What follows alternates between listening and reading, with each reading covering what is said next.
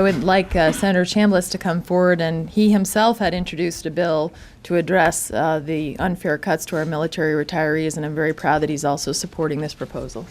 Well, thanks very much, Kelly, and thanks for your leadership on this. It's been critical and obviously very important.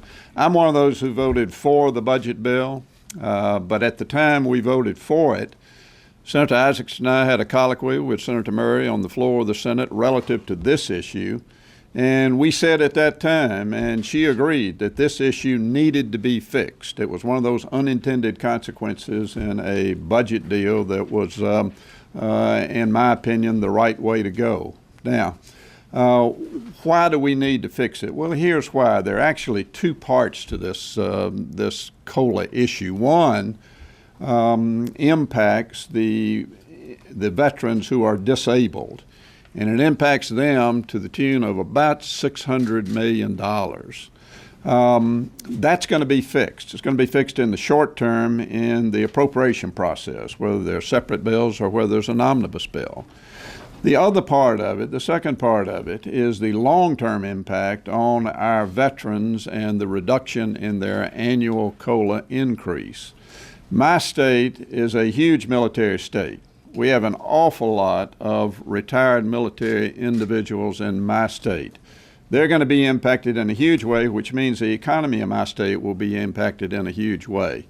At the same time, if we go to our men and women in uniform and we say, okay, guys, ladies, we've got a debt and a deficit problem. We're going to ask you to pay your fair share in the process with everybody else in the country to help fix this problem.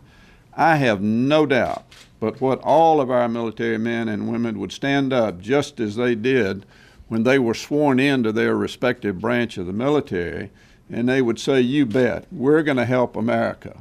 But unfortunately, what happened in this bill is we single out our military retirees. We didn't ask our federal retirees to pay the same fair share that our military retirees are paying. We didn't address other parts of our military retirement program that need to be reviewed and frankly are being reviewed right now.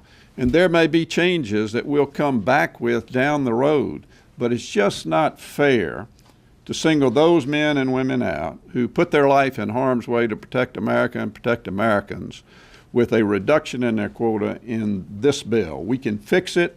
We can fix it in the right way. Senator Ayotte has come up with a great pay-for that's an all-American pay-for.